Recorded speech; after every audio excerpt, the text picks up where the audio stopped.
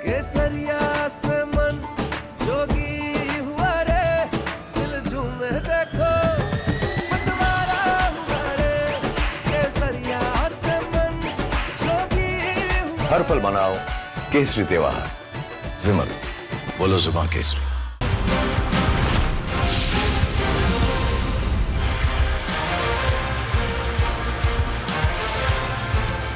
नमस्कार, बहुत स्वागत है आपका। मैं हूं आपके साथ विवेक और शाम के बज रहे हैं 5 और वक्त है आपको दिन भर की खबरों के मास्टर एंगल से रूबरू करवाने का।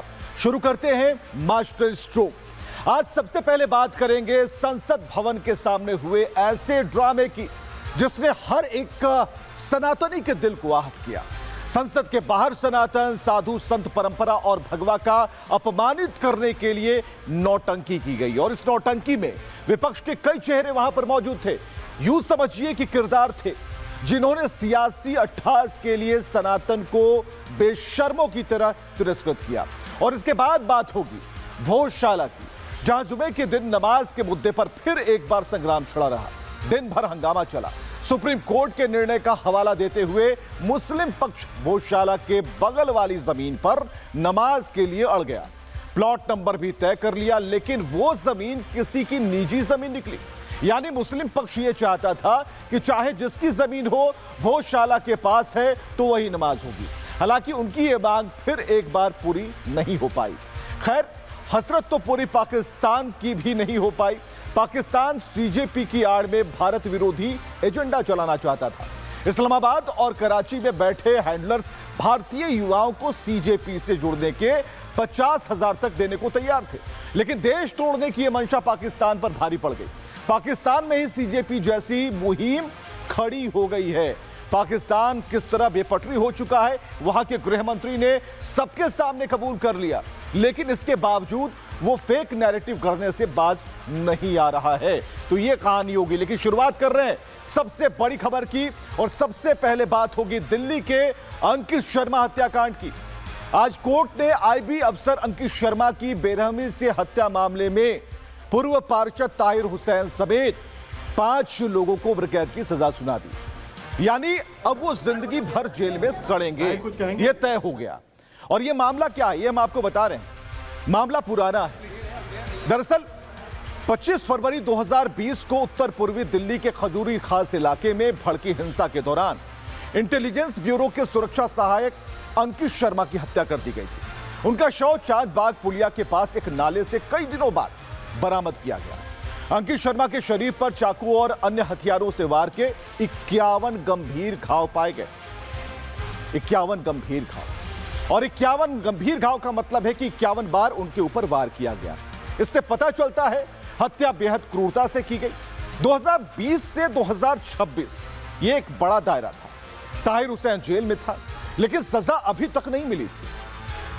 दिल्ली की कड़कड़डूमा कोर्ट ने 13 जुलाई 2026 को अपने फैसले में ताहिर हुसैन और 4 अन्य लोगों जावेद, अनस, नाजिम और कासिम को अंकित शर्मा की हत्या, अपहरण, दंगा फैलाने का दोषी करार दिया।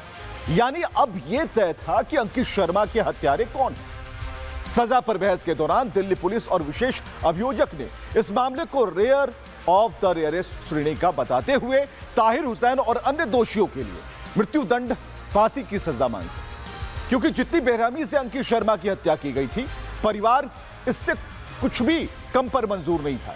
उन्हें चाहिए था कि मृत्युदंड से पहले कुछ भी मंजूर नहीं हो। लेकिन जब यह फैसला आया तो लोगों की आंखें नम हो गई। जरा सुनते हैं इसके बाद ताहिर हुसैन ने क्या कहा, देखिए। ताहिर कुछ कहेंगे? ताहिर हाई कोर्ट से इंसाफ मिलेगा। हाई कोर्ट सर प्लीज दे रही है, इंसाफ मिलेगा। हाई कोर्ट से मिलेगा। आपको लगता है इंसाफ का कोर्ट का ये रेयर ऑफ द रेयरेस्ट लोग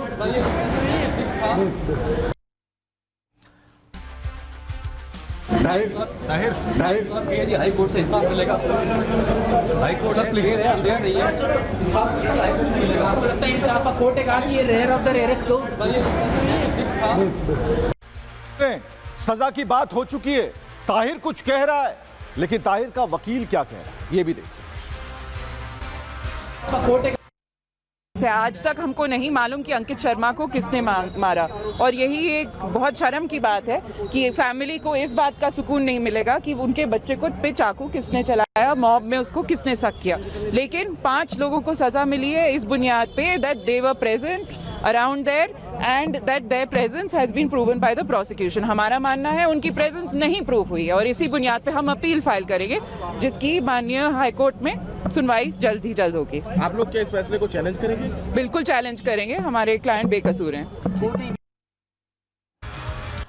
चलिए इसके आगे की बात हम आपको बताते हैं। कड़कड़डुमा कोर्ट ने सुनवाई के दौरान माना कि यह घटना देश को झकझोर देने वाली थी। दबदबा आखिर इतना कैसे हो सकता है कि कोई आईबी जैसे विभाग के अफसर को जान से मार दे, और दिल्ली दंगों के जिस दर्श को झेल रही थी उसका एक बड़ा किरदार यानी यही ताहिर हुसैन है, जिसे आज उम्र कैद की सजा सुनाई गई। तो फिलहाल ये उन आईबी अधिकारी की तस्वीर हम आपको दिखा रहे हैं कि किस तरीके से आईबी अधिकारी को मारा गया, कैसे उनका शव बरामद हुआ, 51 वार कैसे उन्होंने झेले, क्या उस वक्त माहौल था, इस पूरी दुनिया ने देखा। तो हम आपको बता रहे हैं, मानो इस वक्त हमारे साथ जुड़ चुके हैं, मानो एक बड़ा फैसला, बड़ा दिन, लेकिन परिवार मानने को तैयार नहीं है। न्याय तभी होगा जब मृत्युदंड दिया जाएगा। बिल्कुल, देखिए मृत्युदंड की बात यहाँ पर हो रही है, मांग की गई परिवार की तरफ से, पुलिस की तरफ से भी मांग की गई, क्योंकि कुछ टिप्पणियां हैं और वो टिप्पणियां जब कोर्ट ने अपने आदेश में की हैं तो वो टिप्पणियां कहीं ना कहीं हमारा ध्यान उस घटना की ओर लेकर जाती हैं कि जब कोर्ट रूम में जज साहब ने कहा कि ये पूरा जो मामला है ये एक ऐसा मामला है, एक ऐसा अपराध है जहां पर व्यक्ति की ना सिर्फ हत्या की गई, उसके शव को जानवर की तरह घसीटा गया और नाले में ले जाकर फेंक दिया गया। ये जज साहब की टिप्पणी है और जब उन्होंने ऑर्डर पढ़ा तो उस ऑर्डर में ये सारी बात उन्होंने की है। और पुलिस की तरफ से भी ये दलील जब सुनवाई चल रही थी इस मामले की तब दी गई थी और कोर्ट में भी इस बात को दोहराया गया कि एक जनप्रतिनिधि होते हुए ताहिर हुसैन की जिम्मेदारी ये बनती थी कि लोगों को जो भड़क रही है हिंसा उसको रोका जाए, लोगों को समझाए। लेकिन ताहिर हुसैन उसमें शामिल हो गए और उन्होंने उस भीड़ को एक तरीके से लीड किया, उसका प्रतिनिधित्व किया और एक ऐसी घटना हुई कि अंकित शर्मा जैसे युवा आईबी अधिकारी की हत्या कर दी गई।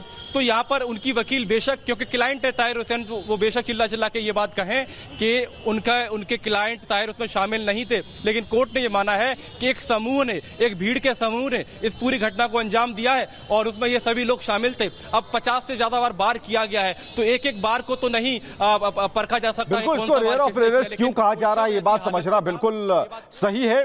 ताहिर का कहना है कि वो इसके खिलाफ हाई कोर्ट में अपील करेगा, यानी ताहिर जब आगे बढ़ रहा था तो पीछे मुड़कर उसने जवाब दिया कि इसके खिलाफ, इस फैसले के खिलाफ वो हाई कोर्ट की तरफ जाएगा।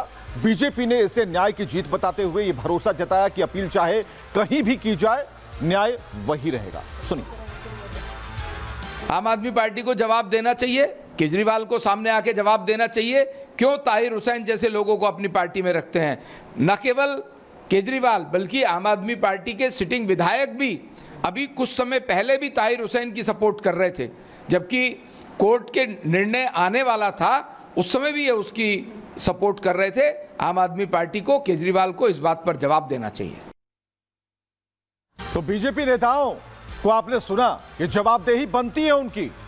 जिस पार्टी के पार्षद थे वो पार्टी के मुखिया क्यों नहीं कुछ कह रहे हैं, आप वाले क्यों कुछ नहीं कह रहे हैं, अरविंद केजरीवाल ने मौन साधना क्यों कर ली, मनीष सिसोदिया कहां हैं, आप पार्टी के बड़े नेता क्यों चुप हैं, यह सवाल बीजेपी कर रही है। अब तो बोलना चाहिए, अब तो बोलना चाहिए कि नहीं, अगर इन्होंने ऐसा किया, कोर्ट का आदेश आया, ये सबको सर्वमान्य है, हम कोर्ट की सभी आदेश की पालना करते हैं, ऐसी चीजें कहनी चाहिए। लेकिन वो फिगर आउट, सब कुछ खत्म है। तो अंकित शर्मा हत्याकांड की पूरी टाइमलाइन हम आपको बताते हैं।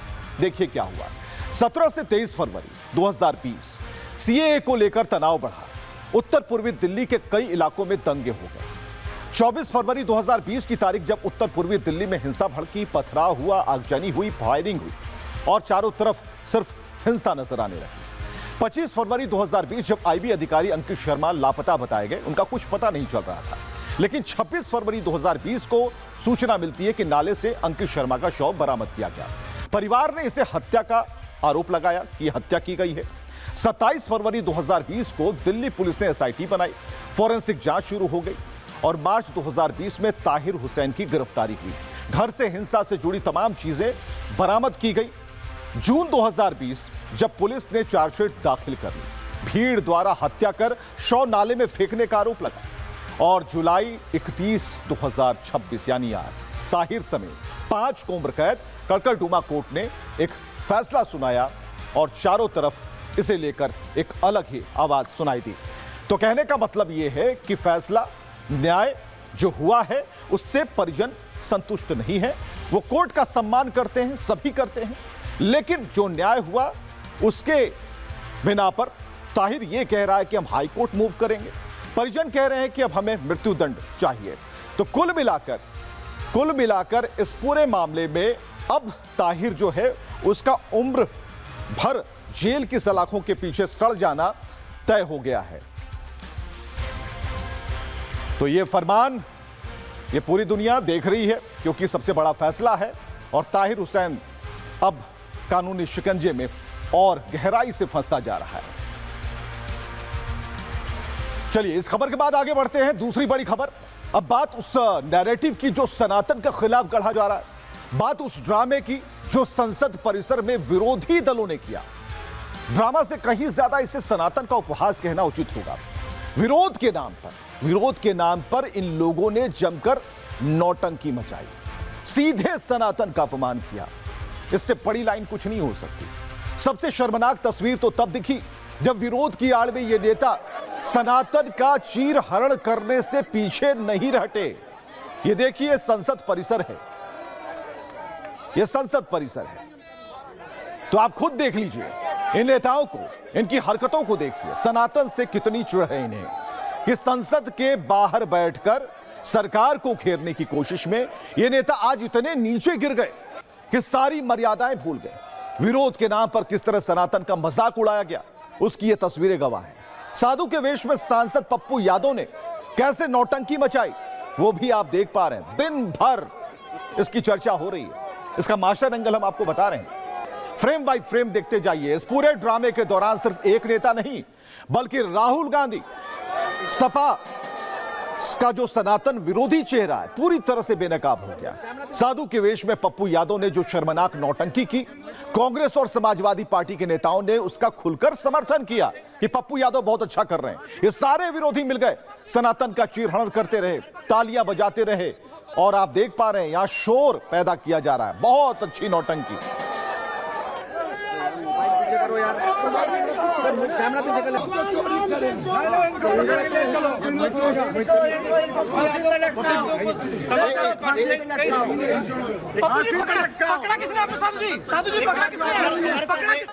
पूरी नौटंकी चल रही थी, पहले से प्लानिंग की गई, किरदार बांट दिए गए, किसका क्या रोल है।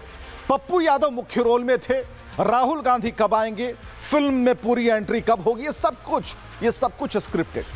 संसद में कैसे ये सनातन विरोधी एक्सपोज हुए हैं, इनका एजेंडा खुलकर सामने आया है। हम आपको रिपोर्ट दिखाने जा रहे हैं।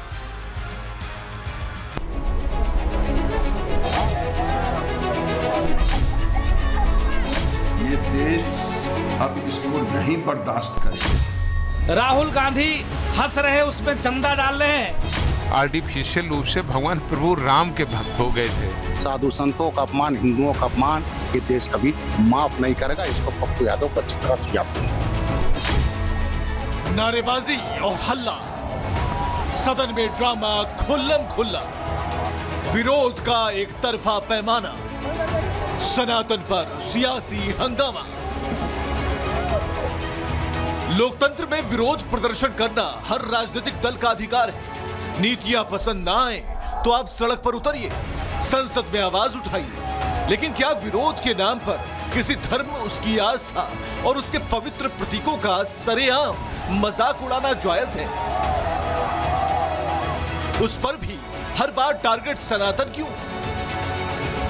आज संसद भवन के बाहर जो हुआ उसने पूरे देश के साधु संतों और करोड़ों सनातनियों की आस्था को गहरी ठेस पहुंचाई। अयोध्या राम मंदिर के चंदे में कथित हेराफेरी का आरोप लगाते हुए बिहार के पूर्णिया से सांसद पप्पू यादव ने जो रास्ता चुना वो विरोध कम और सनातन का चीरहरण ज्यादा लगा। पप्पू यादव ने पवित्र भगवा चोला पहना, माथे पर तिलक लगाया और एक साधु का वेश धरकर संसद के बाहर बैठ गए। उनके अगल बगल खड़ी थी पूरी कांग्रेस और समाजवादी पार्टी की टॉप लीडरशिप। लोकसभा में नेता प्रतिपक्ष राहुल गांधी, डिंपल यादव और अयोध्या से सांसद अवधेश प्रसाद सब इस ड्रामे के मूक दर्शक ही नहीं बल्कि बराबर के हिस्सेदार बने। कैमरे के सामने बकायदा नाटक किया गया। राहुल गांधी ने उन्हें चंदा दिया, समाजवादी पार्टी के सांसदों ने पैसे दिए और फिर शुरू हुआ छीना झपटी का अभद्र खेल। ये दान का मजाक था, ये भगवा का मजाक था, ये उस संत परंपरा का मजाक था जिसने इस देश की संस्कृति को हजारों सालों तक सींचा है। ये सोची समझी रणनीति के तहत भारत के सनातन के साधु संतों को दिखाया गया चोर के रूप में। यही कांग्रेस कभी कहा था कि आतंकवादी हिंदू, आज सदन के बाहर इस तरह की घटना, ये देश अब इसको नहीं बर्दाश्त करेगा। चोरी किया कर्मचारियों ने जेल में है और आप सनातन को गाली देंगे, भगवा को गाली देंगे। अब सवाल विपक्ष की नीयत और उनके एक तरफा पैमाने पर है। जब राम मंदिर का मुद्दा आता है तो आप साधु का वेश धरकर व्यंग करने लगते हैं, लेकिन वक्फ के मुद्दे पर उनके मुंह में दही जम जाती है। जरा याद करिएगा, अभी कुछ समय पहले जब पूरे देश में वक्फ बोर्ड का मुद्दा गरमाया हुआ था, जब वक्फ संपत्तियों और उसके काले कानूनों पर देश की सड़कों से लेकर टीवी स्टूडियोज तक बहस छिड़ी थी, तब विपक्ष सड़क पर तो था, लेकिन वक्फ की दादागिरी के साथ। सवाल ये कि तब किसी कांग्रेसी या समाजवादी नेता ने मौलवी का वेश बनाकर प्रदर्शन करने की हिम्मत क्यों नहीं की? जिस प्रकार से राम मंदिर में अव्यवस्था को लेकर संतों का भेष धरकर साधु बनकर चंदा चोरी करते हुए पप्पू यादव अपने आप को दिखाया है, दूसरे तरफ राहुल गांधी हंस रहे, उसमें चंदा डाल रहे हैं। पप्पू यादव स्वयं बेल पर है, चोर है, डकैत है। इन लोगों ने वोट बैंक को साधने के लिए कार्य किया है और ये जो अब जो किया जा रहा है वो जघन्य पाप है और इस पर पूरी तरह से स्ट्रॉन्ग एक्शन लेना चाहिए। एक उदाहरण उपस्थित किया जाना चाहिए। मैं कहूंगा माननीय जो हमारे स्पीकर साहब हैं उनको तुरंत इनको निष्कासित करना चाहिए। जितने वहां लोग बैठे थे उनको पनिशमेंट देनी चाहिए। अगर ये पनिशमेंट, एक बच्चा गलती करता है तो ये तो बेचारा पाप कर रहे हैं। तो संसद से आई इन तस्वीरों ने संत समाज को आक्रोशित कर दिया है। ऐसे में बड़ा सवाल यही कि सिर्फ सनातन को टारगेट करना क्यों? वक्फ पर ऐसा नाटक क्यों नहीं? टोपी दाढ़ी लगाकर प्रदर्शन क्यों नहीं? वहां ये क्रिएटिविटी चुप क्यों हो गई? प्रयोग सिर्फ सनातन प्रतीकों पर क्यों? एक धर्म पर सवाल, दूसरे पर चुप्पी क्यों? क्या यही सेक्युलरिज्म है? दोहरे मापदंड आखिर क्यों? ये केवल उसी तरीके से कि जो लोग अभी कुछ दिनों पहले आर्टिफिशियल रूप से भगवान प्रभु राम के भक्त हो गए थे, देश देख रहा था। जिन लोगों ने राम भक्तों पर गोलियां चलवाई, जिन लोगों ने रामचरितमानस को लखनऊ की गली गली में जलवाया, जिन्होंने भगवान राम के रहने पर भी सवाल उठाया, जिन्होंने सीता मैया के बारे में आज शब्द कहा, और अभी 1 महीने के लिए वो प्रभु राम के आर्टिफिशियल रूप से भक्त बनने का प्रयास कर रहे थे। तो ये ठीक उसी तरीके से इनको न कोई श्रद्धा है, न कोई सम्मान है। ये राजनीति और वोट के लिए कुछ भी कर सकते हैं। विरोध के नाम पर विरोधी असल में सनातन का अपमान कर रहे हैं। जिस भगवा को स्वामी विवेकानंद ने पहना, जिसे देश के महान संतों ने धारण किया, उसे राजनीतिक रोटियां सेकने के लिए मजाक का विषय बना दिया गया।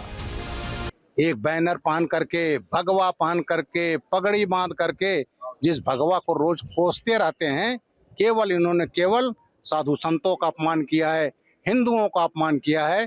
तो याद रख लें, साधु संतों का अपमान, हिंदुओं का अपमान ये देश कभी माफ नहीं करेगा। इसको पप्पू यादव को अच्छी तरह से याद रखें। तो विरोध के नाम पर सनातन को नीचा दिखाने का विपक्ष का ये ट्रेंड अब एक्सपोज हो चुका है। विपक्ष को शायद लगता है कि वो साधु का वेश बनाकर भगवा का अपमान करके सस्ती टीआरपी और राजनीतिक माइलेज बटोर लेंगे, लेकिन वो ये भूल रहे हैं आज का वोटर सनातन का अपमान और इन राजनीतिक ड्रामेबाजों का दोहरा चरित्र दोनों को बहुत अच्छी तरह से समझता है।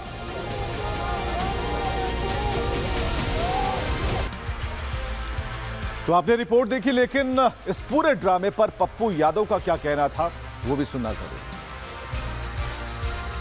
सब पर सवाल है, जिस पर घोटाला होगा, चाहे वो सनातन का हो, चाहे इस्लाम का हो, चाहे सिख का हो, ईसाई, कोई भी किसी भी धर्म और विचार के साथ कोई भी माफिया खिलवाड़ करेगा तो हमारे नेता राहुल गांधी जी ऐसे व्यभिचारी के खिलाफ नहीं है। वक्फ में इतना घोटाला होता कोई आवाज नहीं, वक्फ में इतना घोटाला कोई आवाज डेली आवाज उठती। तो सनातन के खिलाफ रचा गया ये षड्यंत्र पूरे देश ने देखा। लोकसभा स्पीकर ओम बिरला ने तो सदन से ही पप्पू यादव समेत विपक्ष के तमाम नेताओं को झाड़ लगा दी। मेरा आग्रह है, मैंने पूर्व में भी कहा था कि सदन के अंदर तख्तियां लेकर आकर बैनर लेकर आना ये संसद की परंपराओं और मर्यादाओं के अनुरूप नहीं है। और कुछ मान्य सदस्य तो वेश बदल बदल कर संसद में जिस तरीके से पहनकर आते हैं, मेरी उन मान्य सदस्यों को चेतावनी है, संसद या संसद के परिसर में मुझे कई मान्य सदस्यों ने मिलकर और लिखकर दिया है कि संसद भवन और संसद परिसर की पवित्रता बनी रहनी चाहिए, मर्यादा बनी रहनी चाहिए। लेकिन आपको जनता ने चुनकर भेजा है संसद में चर्चा संवाद के लिए, आप सदन की पवित्रता को समाप्त कर रहे हैं, उसकी गरिमा को समाप्त कर रहे हैं। मैं आपसे पुनः आग्रह करता हूं कि आप अपनी अपनी सीट पर विराजें। तो अब तो सभापति ने भी कह दिया, और जैसे ही ये बवाल बढ़ा, समाजवादी पार्टी ने हौले हौले इससे किनारा करना शुरू कर दिया। समाजवादी पार्टी ने कहा कि हमारा इससे कोई लेना देना नहीं, ये तो पप्पू यादव ने किया, वो हमारे थोड़े हैं। जबकि असलियत तो ये है कि इसकी शुरुआत तो समाजवादी पार्टी के तमाम उन नेताओं ने ही किया था। पिछले 3 दिन से सपा के नेता राम मंदिर के मुद्दे पर प्रदर्शन कर रहे हैं। आज भी चंदे की पेटियां लेकर वही सबसे पहले पहुंचे। फिर सनातन का चीरहरण हुआ, लोकतंत्र के मंदिर के सामने हुआ, लेकिन अब समाजवादी पार्टी इससे पल्ला झाड़ती नजर आ रही है। धर्मेंद्र यादव का कहना है कि समाजवादी पार्टी के लोगों ने सनातन का कोई अपमान नहीं किया, जबकि वही सबसे आगे। तो कुल मिलाकर हम आपको दिखा रहे हैं ये तस्वीरें, और ये तस्वीर आपको देखनी चाहिए। धर्मेंद्र यादव इसमें नजर आ रहे हैं। कोई सनातन का अपमान समाजवादी पार्टी के लोगों ने किया। समाजवादी पार्टी के राष्ट्रीय अध्यक्ष जी सबसे पहले सनातन के समाजवादी पार्टी पर आरोप नहीं लग रहा, आरोप पप्पू यादव पर लग रहा है। पप्पू यादव जी से जवाब लीजिए, वो समाजवादी पार्टी के सदस्य नहीं है। साथ में आप लोग प्रदर्शन कर रहे थे जिस तरीके से नहीं, विपक्ष के तौर पे वो कर रहे थे प्रदर्शन, ये सही है, लेकिन वो समाजवादी पार्टी के सदस्य नहीं है, वो निर्दलीय सदस्य हैं। अगर वो व्यक्तिगत तौर पे कोई भेष में आए तो उसके लिए हम लोग थोड़ी जिम्मेदार हैं। लेकिन क्या आपको लगता है ये ठीक है? क्योंकि स्पीकर साहब ने भी, स्पीकर चेयर की भी ओर से कहा गया कि आप मर्यादा में इस तरीके से भेज देखिए, समाजवादी पार्टी के 37 सांसदों के बीच से कोई अमर्यादित आचरण हो तो उसका जवाब हम दे सकते। अब कोई दूसरे दल का साथी अगर ऐसा कर रहा है तो उसके बारे में जवाब तो व्यक्तिगत स्वयं देंगे या उनका दल। तो धर्मेंद्र यादव जो कह रहे हैं उसके बारे में कह सकते हैं बड़ा झूठ कह रहे हैं। कह रहे हैं रोल नहीं है हमारा, हम जिम्मेदार कैसे हैं, लेकिन आपको तस्वीर हम दिखा रहे हैं जिम्मेदार वो कैसे हैं। धर्मेंद्र यादव ने कहा कि समाजवादी पार्टी के 37 सांसदों की तरफ से कोई अमर्यादित आचरण नहीं हुआ। तो ये जो शख्स आपको दिख रहा है स्क्रीन पर, ये कौन है? धर्मेंद्र यादव आपका कोई जुड़वा भाई भी है क्या? सर, बाकी 36 लोगों की जिम्मेदारी छोड़ दीजिए, 37वें आप हैं, तो क्या खुद ही तालियां बजा रहे थे? ये क्या चल रहा है? फिलहाल ये तस्वीर देखिए, इसमें साफ तौर पर धर्मेंद्र यादव नजर आती है। धर्मेंद्र यादव है, देखिए, उन्होंने एक पोस्टर ले रखा है और पहली माला तो गले में पप्पू यादव के इन्होंने ही पहनाई है। लेकिन कैसे बच निकलना कहते हैं इस पूरी घटना से, इस पूरे प्रपंच से, वो कोई समाजवादी पार्टी से सीखे। चलिए, ये धर्मेंद्र यादव की बात होगी, लेकिन इन्हें तो आप पहचानते होंगे, अवधेश प्रसाद हैं। अखिलेश तो इन्हें अयोध्या नरेश कहते हैं, अयोध्या नरेश। संसद में अवधेश प्रसाद को किसी मेडल की तरह छाती से चिपकाए घूमते, अपने साथ बिठाते हैं, लेकिन इन्हें भी नहीं पहचान पा रहे। संसद के उसी परिसर में जहां पप्पू यादव सनातन पर भद्दी नौटंकी कर रहे थे, वहीं खड़े हैं, आप देख पा रहे हैं, अवधेश प्रसाद को देख पा रहे हैं, वहीं खड़े हैं ठीक पीछे बाईं तरफ, पप्पू यादव जिस दिशा में बैठे हैं उनके ठीक बाईं तरफ। और हमने घेर कर इसलिए दिखाया ताकि इस घेरे से समाजवादी पार्टी खुद को भगा न ले जाए। और सिर्फ धर्मेंद्र यादव नहीं बल्कि डिंपल यादव ने भी इस मुद्दे पर पप्पू यादव से किनारा करने की कोशिश की है। डिंपल यादव को भी सुनना चाहिए। पप्पू यादव हमारी पार्टी के सांसद नहीं है और जो हमारी पार्टी लगातार देश से जुड़े हुए मुद्दों को उठाएगी और लोगों की आस्था से और श्रद्धा से जुड़े हुए मुद्दों को लगातार उठाएगी। तो डिंपल यादव जो कुछ भी कह ले, लेकिन तस्वीरें बता रही हैं कि इस नौटंकी की शुरुआत माननीय डिंपल यादव के करकमलों से ही हुई थी। ये भी जरा देखिए कि कैसे, इन तस्वीरों पर जरा देखिए। ये तस्वीरें बता रही हैं कि डिंपल यादव कह रही कि वो हमारे नहीं हैं, वो किसी और के हैं, वो खुद में हैं। लेकिन यहां डिंपल यादव ने कैसे इस पूरे नाटकीय जो प्रस्तुति थी उसमें सबसे पहला रोल उन्हीं का था। तो पूरी तरीके से जो कह सकते हैं कि किसी भी, और ये जो डब्बा जो रख रही हैं वो तो डिंपल यादव ही है। आखिर चंदे वाला डब्बा किसने रखा उस टेबल पर? वो डिंपल यादव हैं। अवधेश प्रसाद पीछे थे, धर्मेंद्र यादव को आप देख चुके हैं। तो आपने सपाइयों का दोहरा चरित्र देख लिया। पूरी दुनिया ने देखा कि नाटक की शुरुआत में पप्पू यादव से सटे धर्मेंद्र यादव नजर आते हैं। अवधेश प्रसाद दौड़ दौड़ कर मजे ले रहे हैं, सपाई तालियां पीट रहे हैं, लेकिन हंगामा होते ही साइड हो गए। लेकिन उनकी इस हरकत पर बीजेपी हमलावर है। बीजेपी क्या कह रही है ये देखना। वो तो दिमाग से, बुद्धि से पैदल हो चुके हैं। मैं ऐसे शब्दों का प्रयोग नहीं करता, लेकिन एक व्यक्ति साधु का वेश धारण करके और वो चंदा की पेटी बनाकर लेकर भाग रहा हो, यानी साधु सारे चोर है। सब सारे साधु चोर नहीं हो सकते। मैं तो कहता कोई नहीं हो सकता, लेकिन आप भगवा पहन के और ये अमर्यादित व्यवहार करो तो ये सनातन का विरोध है भाई। तुम रहते कांग्रेस के साथ तो ये अलग बात है, कांग्रेसी अपने को कहते ये भी अलग बात है, लेकिन सनातन का विरोध करोगे तो सनातनी लोग इसको बर्दाश्त नहीं करेंगे। तो सनातन का विरोध वो भी संसद परिसर में। अब एक तरफ सपा और कांग्रेस है जो सनातन का अपमान कर रही है, दूसरी तरफ है ओवैसी जिनके लिए देश से बड़ा है मजहब। किसी की आस्था इतनी भी बड़ी हो सकती है कि मातृभूमि उससे छोटी पड़ जाए। अब एआईएमआईएम के मुखिया ओवैसी को वंदे मातरम से परेशानी होने लगी है। ये वही ओवैसी हैं जो बात बात पर संविधान लहराते हैं, हर तर्क के पीछे संविधान का हवाला देते हैं, हर दूसरे बयान में कहते हैं कि देश संविधान से चलेगा, संविधान खतरे में है। लेकिन अब उसी संविधान की धज्जियां उड़ाने पर ये तुले हैं, वो भी अपनी सुविधा के मुताबिक। मैं एक मुसलमान हूं, मैं सिवाय अल्लाह के किसी की इबादत नहीं करता हूं। अगर मैं किसी की बात करूंगा तो मुसलमान कहाँ रहूंगा। मैं एक मुसलमान हूं, मैं सिवाय अल्लाह के किसी की इबादत नहीं करता हूं। अगर मैं किसी की बात करूंगा तो मुसलमान कहाँ रहूंगा। तो आप देख रहे हैं कि ओवैसी क्या कह रहे हैं। सवाल सिर्फ वो बहस का नहीं है, जमीर का है। जब तिरंगा लहराता है तो उसका रंग किसी मजहब का नहीं, पूरे वतन का होता है। इसलिए आज ये सवाल जरूरी है कि क्या बैरिस्टर ओवैसी के लिए मजहब मातृभूमि से बड़ा है? ऐसे तो संविधान की रट, और जब बात वंदे मातरम की तो फिर कहने लगे मैं मुस्लिम हूं, अल्लाह के सिवा किसी की इबादत नहीं करता हूं। देखिए रिपोर्ट देखिए।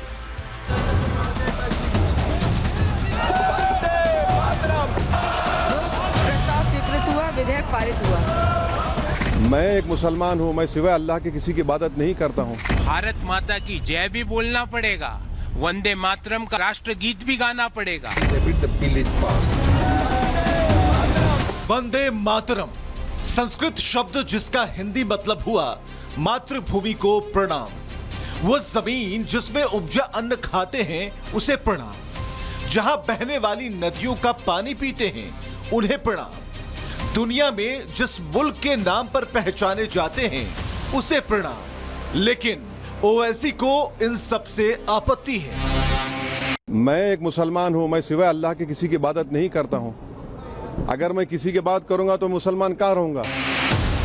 बात वही है, अगर आप देश प्रेम को भी मजहब के चश्मे से देखें तो बात कभी नहीं बनने वाली। बात बात पर संविधान लहराने वाले ओवैसी अब कानून को तोड़ने की चेतावनी दे रहे हैं। बैरिस्टर असदुद्दीन ओवैसी कह रहे हैं वंदे मातरम नहीं कहूंगा चाहे जो हो जाए।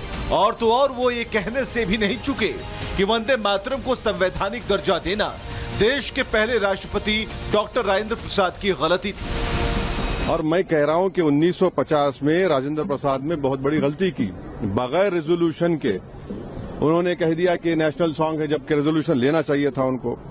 तो और कहीं पर भी नेशनल सॉन्ग का डेफिनेशन नहीं है, तो आप इसको इस तरह से मुसल्लत कर रहे हैं देश के ऊपर, तो ये गलत है बिल्कुल। आर्टिकल 25 फ्रीडम ऑफ रिलीजन है, उसके स्टैंजास पढ़ लीजिए आप। मैं एक मुसलमान हूं, मैं सिवाय अल्लाह के किसी की इबादत नहीं करता हूं। अगर मैं किसी की बात करूंगा तो मुसलमान कहाँ रहूंगा। वंदे मातरम बिल लोकसभा और राज्यसभा से पास हो चुका है। सरकार चाहती है कि वंदे मातरम को भी राष्ट्रगान जन गण मन जितना सम्मान मिले और इसी वजह से कड़ा संशोधन लाया गया। एक सुर में इसे संसद में पास भी करवाया गया ताकि राष्ट्रगीत को वो सम्मान मिल सके जिसका वो हकदार है। लेकिन ओवैसी साहब को लगता है कि वंदे मातरम को राष्ट्रगीत का दर्जा देना ही गलत था। अब अगर भाईजान की नजर में महामहिम डॉक्टर राजेंद्र प्रसाद गलत हैं, तो फिर मौलाना अबुल कलाम आजाद भी गलत हुए, जिनके कांग्रेस अध्यक्ष रहते हुए सभी सभाओं में वंदे मातरम गाया जाता था। रफी अहमद किदवाई भी गलत हुए, जिन्होंने नेहरू के मंत्री रहते हुए वंदे मातरम का पुरजोर समर्थन किया था। जामिया मिलिया इस्लामिया के संस्थापक हकीम अजमल खान भी गलत हो गए, जो पूरे सम्मान के साथ वंदे मातरम गाते थे। काकोरी कांड के स्वतंत्रता सेनानी अशफाक उल्लाह खान भी गलत हो गए, जो मरते दम तक वंदे मातरम कहते रहे। सैयद बशीर हसन जैदी भी गलत हुए, जिन्होंने संविधान सभा के सदस्य रहते हुए वंदे मातरम को राष्ट्रगान बनाने की वकालत की थी। तो राष्ट्रहित को सर्वोपरि रखना जरूरी होता है, क्योंकि हम भारतवंशी हैं। फिलहाल के लिए बस इतना ही, एक छोटे से ब्रेक के लिए होता है। केसरिया से मन जोगी हुआ रे, दिल झूमे देखो मतवारा हुआ रे, केसरिया से मन जोगी हुआ। हर पल मनाओ केसरी त्योहार। विमल, बोलो जुबान केसरी।